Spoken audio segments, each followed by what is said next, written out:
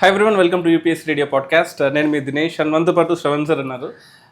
Sir, Donald Trump statement చూసారు కదా. అవును సార్. ఇండియా ఒక sinking ship, India under developed country. Yes, తనకు అవసరం ఉన్నప్పుడేమో COP conference of parties environment లో మనకు డబ్బు ఇవ్వాల్సి వచ్చినప్పుడేమో ఇండియా డెవలప్డ్ కంట్రీ, మీకైనా తోపేవాడు లేడన్నాడు. అవునవును. ఇప్పుడేమో మీరు అసలు దేనికి వేస్ట్ అన్నట్టు మాట్లాడాడు. సో ఇండియా డెవలప్డా అండర్ డెవలప్డా అండ్ ప్రస్తుతం ఉన్న సిచ్యువేషన్స్ లో యుఎస్ ట్రేడ్ టారిఫ్ ని మనం ఎలా చూడాలి? Right sir. First of all sir, మీరు ఏదైతే డొనాల్డ్ ట్రంప్ రీసెంట్ టైమ్స్లో చేసిన statement, Indian economy sir dead economy అని చెప్పి, రష్యాతో మనకు సంబంధాలు రిలేషన్స్ అన్నవి ఎన్హాన్స్ అవుతున్నటువంటి ఈ సందర్భంలో డొనాల్డ్ ట్రంప్ చేసినటువంటి ఇట్లాంటి స్టేట్మెంట్ని ఫస్ట్ ఆఫ్ ఆల్ మనం సీరియస్గా తీసుకోవాల్సిన అవసరం లేదు sir. Okay, so is not a serious American president like anyone else. వేరే అమెరికా అధ్యక్షుల్లాగా డొనాల్డ్ ట్రంప్ మాత్రం he is never in favour of any country.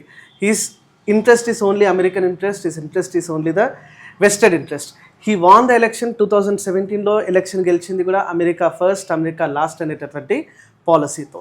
So ఇలాంటి సందర్భంలో ఇన్ఫ్యాక్ట్ మనం చూస్తే ఇండియన్ ఎకానమీ 1991 నుండి 2025 వరకు మనం చూస్తే ఈచ్ అండ్ ఎవ్రీ ఆస్పెక్ట్లో వీఆర్ ఇంప్రూవింగ్ సార్. దో మనం మ్యానుఫ్యాక్చరింగ్ ఎకానమీగా లేనప్పటికీ కూడా సర్వీసెస్ లెడ్ ఎకానమీగా మనం ఉన్నప్పటికీ వీఆర్ డెఫినెట్లీ పర్ఫార్మింగ్ వెల్, దాంట్లో ఎటువంటి డౌట్ లేదు. అన్ఎంప్లాయ్మెంట్ రేట్స్ అనేవి తగ్గుతున్నాయి, పావర్టీ రేట్ అనేది తగ్గింది, foreign investments are increasing, and recently Indian economy have been declared as the 4th largest economy by IMF, which is a American based America located institution. కానీ American growth rate GDP సంవత్సరం పోల్చుకుంటే hardly 1.5-1.6%, not more than 2%. మనది 6.5-6 to 7 మధ్యలో ఉన్నాం. అసలు మనం వాడికి భయపడాల్సింది అదే చెప్తున్నాను sir. Donald Trump America elections టైంలో మాత్రమే ఇండియన్ సపోర్ట్ తీసుకుంటాడు. బికాస్ ఈ రోజుకి కూడా యునైటెడ్ స్టేట్స్ ఆఫ్ అమెరికాలో half of the techies are Indians. నాసాలో more than 30% of the scientist are Indians. అమెరికాలో పనిచేసే డాక్టర్స్లో మోర్ దాన్ 25% ఆర్ ఇండియన్స్. అమెరికాలో ఉన్నటువంటి అన్ని టెక్ కంపెనీస్లో టాప్ మోస్ట్ పొజిషన్స్ అన్నీ కూడా ఇండియన్సే ఓన్ చేసుకొని ఉన్నారు. సో అలాంటి టైంలో ఇండియన్ ఓట్స్ అనేవి చాలా పెద్ద పాత్ర పోషిస్తుంది అమెరికన్ ఎలక్షన్స్లో. కాబట్టి ఈ says Donald Trump says Narendra Modi is my best friend, he says India is my best friend, after America India will be my next destination అని చెప్పి డొనాల్డ్ ట్రంప్ ఇలాంటి స్టేట్మెంట్స్ చాలా చెప్తూ ఉంటాడు. మోరోవర్ సార్, ఇక్కడ మోదీ గారు కూడా కొంచెం దీన్ని సీరియస్గా తీసుకొని ఒక స్టెప్ అడుగు ముందుకేసి ఖచ్చితంగా దీన్ని కండెమ్ చేయాల్సినటువంటి అవసరం ఉంది. దీన్ని తిప్పికొట్టాల్సినటువంటి అవసరం కూడా ఉంది. ఎందుకంటే మనకు నిజంగా అవసరమైనటువంటి సందర్భాల్లో రష్యా ఇజ్రాయలే మనకు తోడున్నారు, కానీ USA have never been with India at any crisis that India have face so far. మనం గ్రీన్ రెవల్యూషన్ లాంచ్ చేసే కంటే ముందు కూడా శ్రీమతి ఇందిరాగాంధీ, అప్పటి భారత prime minister sir, Shrimati Indira Gandhi అమెరికాకు వెళ్ళి అప్పటి అమెరికా అధ్యక్షుడిని మాకు ఫుడ్ స్కార్సిటీ రాబోతుంది, ఆహార ధాన్యాలు తినడానికి తిండి లేదు, మాకేమైనా పంపించండి అని చెప్పి అడిగితే అప్పుడు వాళ్ళు 2 to 3 ఎయిర్ క్రాఫ్ట్స్లో వాళ్ళు మనకు ఫాడర్ పంపిస్తారు సార్. ఫాడర్ అంటే మనం కౌస్కి బఫెలోస్కి ఏదైతే ఫీడ్ పెడతామో ఆ ఫాడర్ని మనకు పంపించడం జరిగింది యాజ్ అన్ ఇన్సల్ట్. ఈరోజు అదే అమెరికాకు మనం రైస్ పంపిస్తున్నాం, వీట్ పంపిస్తున్నాం, మేజ్ పంపిస్తున్నాం, జోవర్ పంపిస్తున్నాం. ఇవి మాత్రమే కాకుండా సర్వీసెస్ ఎక్స్పోర్ట్స్ మనం చేస్తున్నాము. We are sending the finished goods also. ఈరోజు ఇండియాలో more than 90% of the mobile manufacturing ఇండియాలో డొమెస్టికలీ వీఆర్ మ్యానుఫ్యాక్చరింగ్ సార్. ఈరోజు ఇండియాలో ఎలక్ట్రిసిటీ, ఒకప్పుడు ఎలక్ట్రిసిటీ లైట్ ఆన్ అయితే గగనంలాగా ఉండేది ఊళ్ళల్లో, ఈరోజు లైట్ పోతే ఒక గగనంలాగా అయిపోయింది. కరెంటు పోవట్లేదు, people are earning more, irrigation facilities పెరుగుతున్నాయి, అగ్రికల్చర్ గ్రో అవుతుంది, సైమల్టేనియస్లీ ఇండస్ట్రీస్లో ఎంఎస్ఎంఈ పికప్ అవుతుంది, at the same time services sector కూడా ఇండియాలో గ్రో అవుతుంది. కాబట్టి అస్సలు డొనాల్డ్ ట్రంప్ చేసినటువంటి స్టేట్మెంట్ అయితే నాకు తెలిసి అమెరికా ఈస్ అ డెడ్ ఎకానమీగా అవ్వబోతుంది. మోర్ దెన్ మన GDP to debt to GDP ratio మనం చూస్తే వీఆర్ నాట్ మోర్ దెన్ 85%, వెరాజ్ దే ఆర్ క్రాసింగ్ 120%. మొత్తం అమెరికా అప్పుల్లో మునిగిపోయినటువంటి దేశం అమెరికా దేశం. అమెరికా నుండి అతి త్వరలో ఇదే పేస్ ఆఫ్ గ్రోత్ మనకు కంటిన్యూ అవుతే అతి త్వరలో సార్ అమెరికా నుండి కూడా స్టూడెంట్స్ ఇండియాలో చదువుకోవడానికి వచ్చే అవకాశం చాలా ఎక్కువ ఉంది. But we are lagging somewhere only because of the over population. అత్యధిక జనాభా భారతదేశంలో ఉండడం వల్లనే మనము కొంతమంది Indian almost 18% of the world population according to 2011 census Indians. కాబట్టి ఆ ఇండియన్స్ అన్న వాళ్ళు ఎక్కువ ప్రపంచ దేశాల్లో కనిపిస్తున్నారు. కాబట్టి ఇలాంటి స్టేట్మెంట్ డొనాల్డ్ ట్రంప్ ఇవ్వడంలో అతిశయోక్తిలాగా అయితే నాకు కనిపెట్టేది. ఎందుకంటే కోవిడ్ వైరస్ని మొత్తం ప్రపంచం మొత్తం కూడా కోవిడ్ వల్ల నష్టాల్లోకి వెళ్ళిపోతుంటే he just says it is a Chinese virus అని చెప్పి దాన్ని వదిలేస్తూ ఉంటాడు. సో డొనాల్డ్ ట్రంప్ని యాజ్ ఆఫ్ నౌ గ్లోబల్ పాలిటిక్స్లో జియో పొలిటికల్ ఎరాలో మనము ఇలాంటి స్టేట్మెంట్, ఒక అమెరికా అంటే ఒక పెద్దన్న పాత్ర పోషించేటటువంటి ఈ దేశం నుంచి ఇలాంటి స్టేట్మెంట్స్ అయితే మనం ఎక్స్పెక్ట్ చేయొద్దు సార్. సార్ మీరు అన్నట్టు నిజమే, అమెరికాని మనం సీరియస్గా అంటే అమెరికన్ ప్రెసిడెంట్ సీరియస్గా తీసుకోవాల్సిన అవసరం లేదు, బట్ అమెరికాని తీసుకోవాలి. ఎందుకంటే ప్రతి ఇయర్ ఇండియా నుంచి $80 to $85 billion ఎక్స్పోర్ట్స్ మనం చేస్తున్నాం. ఒకప్పుడు ఇంపోర్ట్ చేసుకునే మనం ఎక్స్పోర్ట్ చేస్తున్నాం. కానీ ఇప్పుడు వాడి ప్రోడక్ట్స్ మీద, మన ప్రోడక్ట్స్ మీద 25% టారిఫ్ వేస్తున్నాడు. దానివల్ల ఇమీడియట్ గా మనకైతే నష్టం ఉంది కదా. దాన్ని ఎలా కౌంటర్ చేయాలి సార్? ఇక్కడ మనము అబ్జర్వ్ చేయాల్సింది ఏంటంటే ఈ జియో పొలిటిక్స్ లో we should enhance hour trade relation sir. కేవలం అమెరికాతో మాత్రమే కాకుండా మనం మన ఇంట్రెస్ట్ షిఫ్ట్ చేయాలి. లైక్ మనం అరేబియన్ కంట్రీస్ వైపుగా ఇంట్రెస్ట్ షిఫ్ట్ చేయొచ్చు, రష్యా వైపుగా ఎక్కువ ఇంట్రెస్ట్ మనం షిఫ్ట్ చేయొచ్చు. ఇన్ఫ్యాక్ట్ మనము చైనాతో కూడా టు సమ్ ఎక్స్టెంట్ మనం ట్రేడ్ రిలేషన్, ఈ రోజుకి కూడా China is one of the largest trade partner of India. Though మనకు జియో పొలిటికల్ ఇష్యూస్ చైనాతో ఉన్నప్పటికీ, బార్డర్ రిలేటెడ్ ఇష్యూస్ చైనాతో ఉన్నప్పటికీ, China is one of the good trade partner of India. ఈరోజు ఉన్నటువంటి జియో పొలిటికల్ ఎరాలో ఏ కంట్రీని మనం ట్రస్ట్ చేయొచ్చు, ఏ కంట్రీని ట్రస్ట్ చేయొద్దు అంటే బ్లైండ్గా సార్ అమెరికాని ట్రస్ట్ చేయొద్దు. ఇన్ ఎనీ సెన్స్, ఏ కంటెక్స్లో అయినా తీసుకోండి మీరు, USA is the never the trustful country. Okay, and trade ఇలాంటి టారిఫ్స్ మనకేం కొత్త కాదు. It's not the first time America is imposing tariffs against India. ఇలాంటి టారిఫ్స్ ఎన్నో సందర్భాల్లో వచ్చాయి. అండ్ 2008 గ్లోబల్ ఫినాన్షియల్ క్రైసిస్ వచ్చింది, లెహ్మన్ బ్రదర్స్ క్రైసిస్ అంటాం దాన్ని. అలాంటి క్రైసిస్ వచ్చినప్పుడే ఇండియా తప్ప మిగిలిన ప్రపంచం మొత్తం దానివల్ల ఇంపాక్ట్ అయింది. అమెరికాలో జరిగినటువంటి ఆ నష్టం వల్ల except India entire world got suffered because of that crisis. And ఆ రోజు డాక్టర్ మన్మోహన్ సింగ్ ప్రైమ్ మినిస్టర్గా ఉన్నారు. నిజంగా సార్ 1991 తర్వాత నుంచి ఈ రోజు వరకు Indian economy is picking up very very well. And ఇలాంటి టారిఫ్స్ అనేది మనకు కౌంటర్గా మనం రష్యా పైన డిపెండెన్సీని తగ్గించుకోవడానికి డొనాల్డ్ ట్రంప్ ఇలాంటివి ఇంపోజ్ చేస్తూ ఉంటాడు. కానీ రష్యా మనకు అన్ని రకాల అత్యవసర పరిస్థితుల్లో Russia have been standing in favour of India sir. ఎందుకంటే యుఎస్ఏని నమ్మాలా, డొనాల్డ్ ట్రంప్ నమ్మాలా అనే ఇష్యూస్ మీద చాలా కాన్ఫ్లిక్ట్ వస్తున్నాయి. అమెరికన్ కౌన్సిలేట్, అమెరికన్ సెనేట్ చెప్పినవి ఒకలాగా ఉంటున్నాయి, డొనాల్డ్ ట్రంప్ చెప్పినవి ఇంకోలాగా ఉంటున్నాయి. IMF itself projected India is the 4th largest economy అని IMF itself have projected. And recent టైమ్స్లో మనకు WTO డేటా మనం తీసుకున్నా, ఇన్ఫ్యాక్ట్ వరల్డ్ బ్యాంక్ రిపోర్ట్స్ మనం తీసుకున్నా, లాట్స్ ఆఫ్ ఇన్ఫ్రాస్ట్రక్చర్ ఫండింగ్ అనేది ఇండియాలో పెరుగుతుంది. And Google company, Microsoft company after USA they have establish the major centres. మన పక్కన హైదరాబాద్లోనే ఉంది sir. Microsoft is located in Hyderabad, second largest centre of Microsoft. అలాంటి అమెరికన్ కంపెనీస్కి ఇండియా మీద, ఇండియన్స్ పైన, ఇండియన్ గవర్నమెంట్ పైన, ఇండియన్ పాలసీస్ పైన ఇంత ట్రస్ట్ ఉన్నప్పుడు ఒక్క డొనాల్డ్ ట్రంప్కి మాత్రం ఇండియా పైన ట్రస్ట్ లేదు సార్.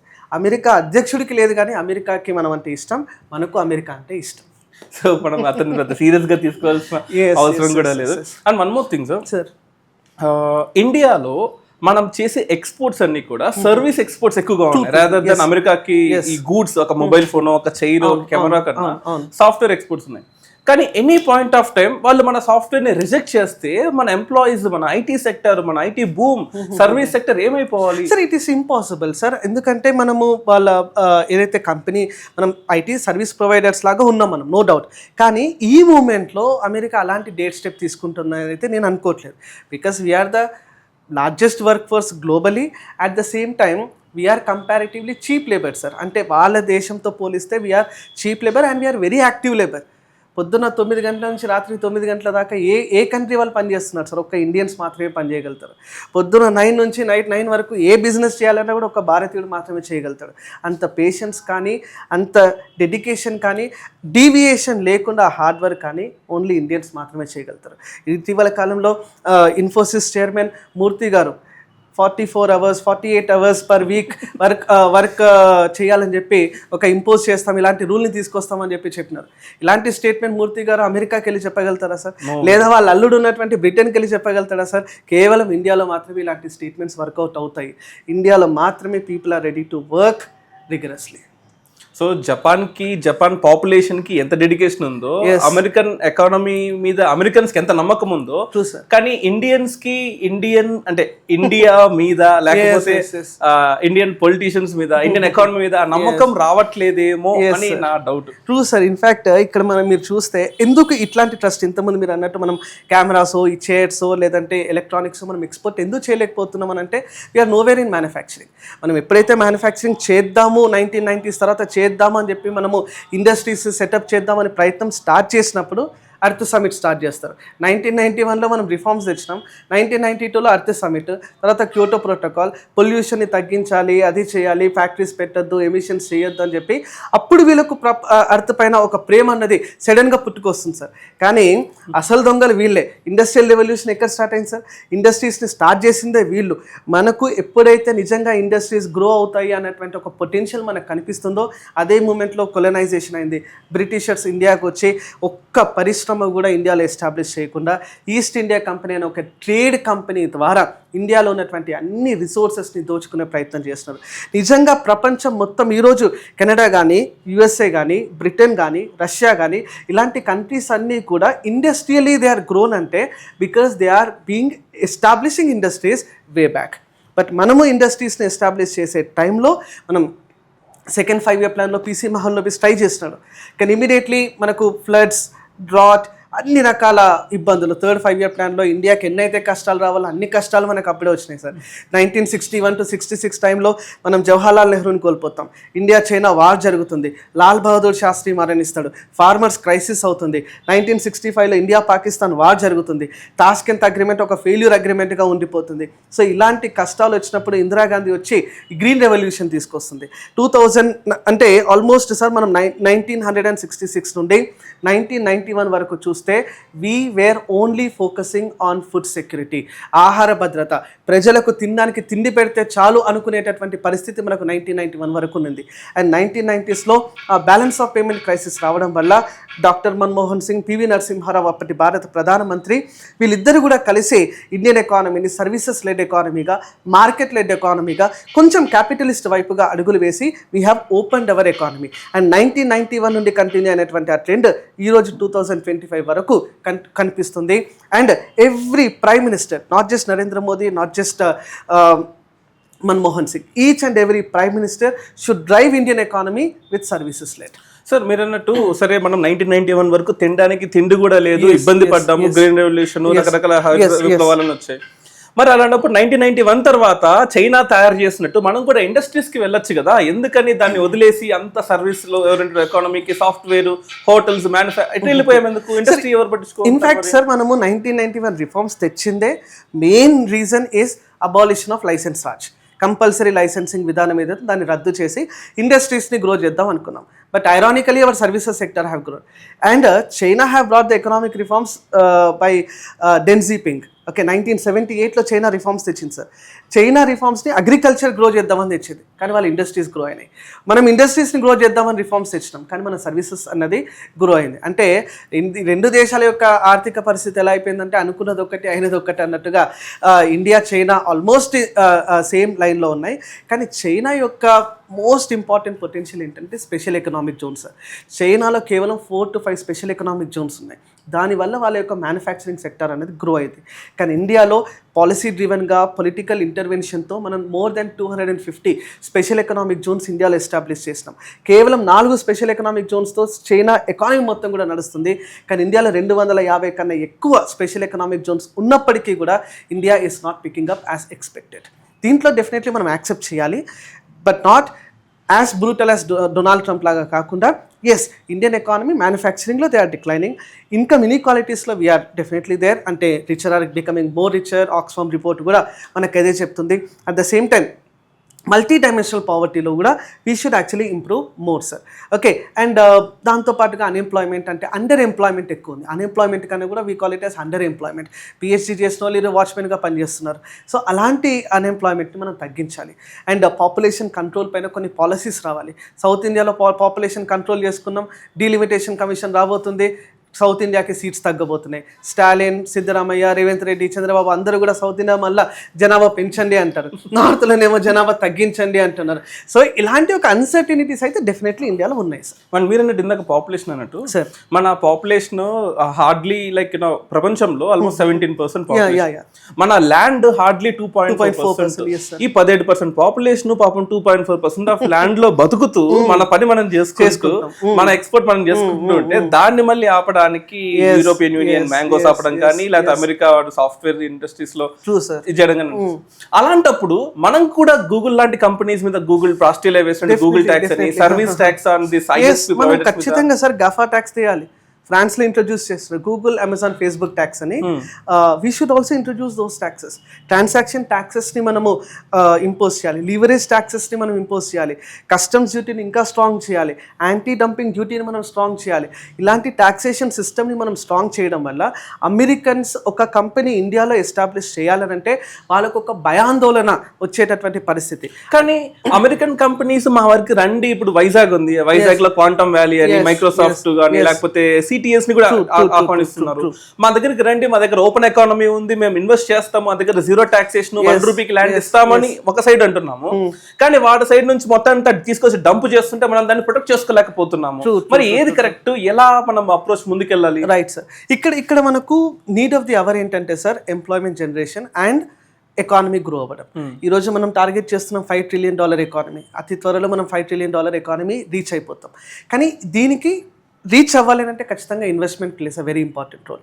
డొమెస్టిక్ ఇన్వెస్ట్మెంట్ రావాలి, ఫారెన్ ఇన్వెస్ట్మెంట్స్ రావాలి. ఫారెన్ ఇన్వెస్ట్మెంట్స్ని అట్రాక్ట్ చేయాలంటే చంద్రబాబు నాయుడు గారు చెప్పినట్టు ₹1 ల్యాండ్ ఇస్తాము, జీరో ట్యాక్స్ ఇస్తాము, మీకు జస్ట్ మీరు కోరిన దగ్గర స్థలం ఇస్తాను అని చెప్పి అలాంటి కొన్ని స్టేట్మెంట్స్ అయితే మనం ఖచ్చితంగా చేయాలి. And active participation in the organisations like World Economic Forum, ఐఎంఎఫ్లో మన యొక్క స్టేక్ని పెంచుకోవడం, ఎస్డిఆర్లో మన యొక్క స్టేక్ని పెంచుకోవడం, ఇలాంటివి చేయడం వల్ల డెఫినెట్లీ మనకు ఇండియాకి గ్లోబల్ రికగ్నిషన్ అన్నది వస్తుంది. అండ్ మేక్ ఇన్ ఇండియా నుండి మేడ్ ఇన్ ఇండియా అవ్వాలి సార్. మనం ఇంకా ఈ రోజుకి కూడా మనం మేక్ ఇన్ ఇండియా గురించే మాట్లాడుతున్నాము, స్టార్టప్ ఇండియా గురించి మాట్లాడుతున్నాం. స్టార్టెడ్ ఇండియా అయిపోవాలి, మేక్ ఇన్ ఇండియా నుండి మేడ్ ఇన్ ఇండియా అయిపోవాలి. Women empowerment, women should participate in each and every field. And work force అనేది డివిజన్ ఉండకూడదు.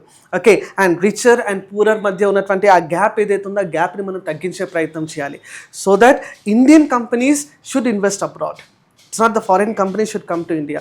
ఇండియన్ కంపెనీస్కి ఎంత డిమాండ్ పెరగాలంటే ప్రపంచవ్యాప్తంగా కూడా ఏఐ, ఆర్టిఫిషియల్ ఇంటెలిజెన్స్ ఇప్పుడు మనం మాట్లాడుతున్నాం సార్.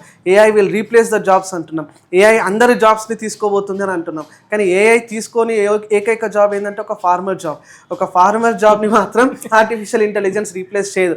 మనకున్నటువంటి హైయెస్ట్ పొటెన్షియల్ ఏంటంటే ఫార్మర్ సార్. మనకు ఇండియాలో ఉన్నటువంటి ఫార్మర్స్ మోర్ మోడర్నైజ్ అవ్వాలి, మోర్ టెక్నాలజీ అక్కడ అడాప్షన్ అవ్వాలి, ఫెమినైజేషన్ ఆఫ్ అగ్రికల్చర్ చేయాలి. సో ఇండియన్ గూడ్స్కి గ్లోబల్ డిమాండ్ అనేది క్రియేట్ చేయాలి. టొమాటోస్ అంటే ఇండియానే గుర్తుకు రావాలి, ఆనియన్ అంటే ఇండియానే గుర్తుకు రావాలి, రైస్ అంటే ఇండియానే గుర్తుకు రావాలి. అలాంటి పరిస్థితి మనం తీసుకొస్తే గ్లోబలీ ఏఐ రీప్లేస్ చేయని ఏకైక సెక్టార్ అగ్రికల్చర్ సెక్టార్ కాబట్టి దానిపైన మళ్ళీ మనం ఎక్కువ ఫోకస్ పెట్టేటటువంటి రోజులు రావాలి. ఎస్, మీరు అన్నట్టు ఏఐ మీద కాన్సన్ట్రేట్ చేయాలి, అది అగ్రికల్చర్లోకి ఇన్వాల్వ్ అవ్వాలి అంటున్నారు.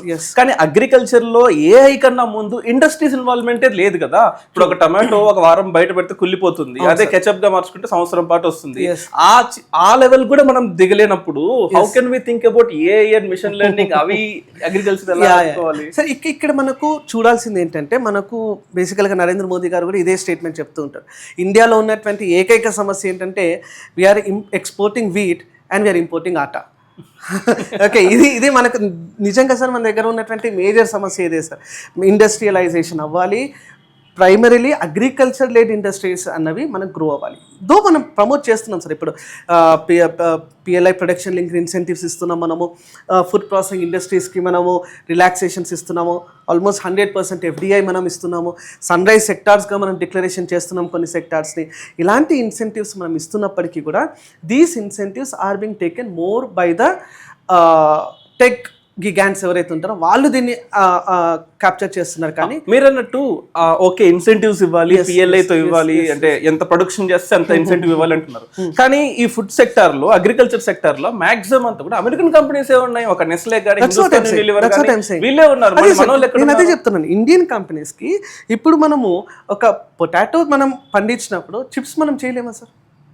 లేస్ అమెరికన్ కంపెనీ, పొటాటో మనం చేస్తున్నాము, Lays is an American company. We are producing wheat, McDonald's is an American company. So అలాంటి డిపెండెన్సీ మనం తగ్గించాలి. డొమెస్టికల్లీ మనము మేక్ ఇన్ ఇండియాని ప్రమోట్ చేయాలి. డొమెస్టిక్ ప్లేయర్స్కి ఎక్కువ సపోర్ట్ ఇవ్వాలి, వాళ్ళకు ట్యాక్స్ రిలాక్సేషన్స్ ఇవ్వాలి. అండ్ ఇండియాలో ఉన్నటువంటి ప్రైమరీ అండ్ సెకండరీ సెక్టార్స్ ఏవైతే ఉన్నాయో దాన్ని ఇంటిగ్రేట్ చేసుకుంటూ మనం ముందుకెళ్ళాలి sir. It's not just services sector will. ఇప్పుడు ఎలాంటి పరిస్థితుల్లో మనం ఉన్నామంటే no need of Narendra Modi or no need of Rahul Gandhi or no need of PV Narasimha Rao to come again to boom the services sector. It is growing on its own, not just in India. ఇండియాలో మాత్రమే కాదు, world wide services are growing. ఇండియాలోనే కాదు, world wide industries are into declining pace. So ఈ comparison మనం చేసుకుంటే సర్వీసెస్ని మనం పక్కన పెట్టి more focus should be on primary and secondary sectors. And that is our potential. మన పొటెన్షియల్ని మనం యూటిలైజ్ చేసుకోకుండా అమెరికా కంపెనీ, ఈరోజు మీ ఇంతకుముందు మీరు ఒక క్వశ్చన్ అడిగినట్టు గూగుల్ కంపెనీ ఇండియా నుండి థాయిలాండ్ షిఫ్ట్ చేశారనుకోండి, డెఫినెట్లీ అది మనకి ఇంపాక్ట్ అవుతుంది sir.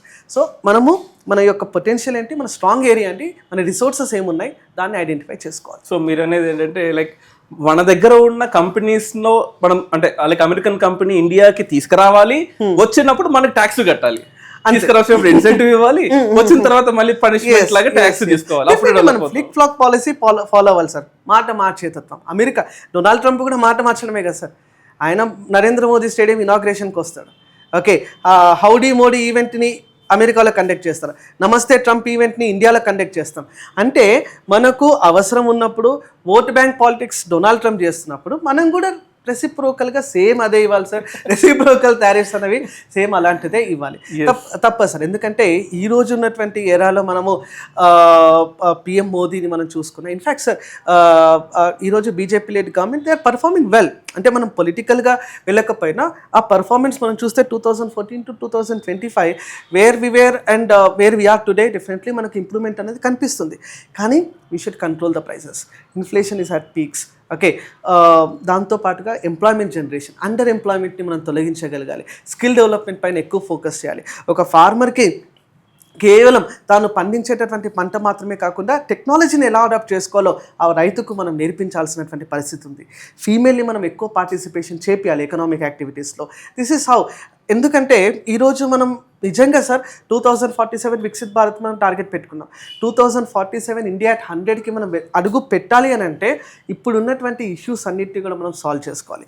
Yes, we are working on it. మన ఎక్స్టర్నల్ సెక్టర్ స్ట్రాంగ్గా ఉంది, మన ఫారెక్స్ రిజర్వ్స్ స్ట్రాంగ్గా ఉన్నాయి, RBI is performing well, our fiscal policy is well. Nirmala Sitharaman కన్సిక్యూటివ్గా బడ్జెట్ని ప్రజెంట్ చేస్తూ ఉన్నారు వితౌట్ ఎనీ డీవియేషన్. సో ఇలాంటి ఒక పాజిటివ్ ఫైనాన్సెస్ మనకు కనిపిస్తున్నప్పుడు why should we think of some statement given by Donald Trump which is of no significance. దాని యొక్క సిగ్నిఫికెంట్ నాకు తెలిసి సార్ ప్రస్తుతం ఉన్నటువంటి ఇండియన్ పాలిటిక్స్లో కానీ గ్లోబల్ పాలిటిక్స్లో కానీ ఎవ్వరూ దాన్ని సీరియస్గా తీసుకోవద్దు. సో మీరు అన్నట్టు India is doing good, Indians are doing good. Yes, and మన పొలిటీషియన్స్ దాన్ని డెవలప్ చేయకపోగా అడ్డం పెడుతున్నారు. Okay, we bypassed them. మన ఇండియన్ పొలిటీషియన్స్ నే పట్టించుకున్నప్పుడు అమెరికన్ పొలిటీషియన్స్ పట్టించుకోవాల్సిన అవసరం మనకు లేదంటున్నారు. yes, on this note we conclude this podcast and మరిన్ని ఇంట్రెస్టింగ్ విషయాల్ని తెలుసుకుందాం with UPS Radio podcast. Thank you so much, sir.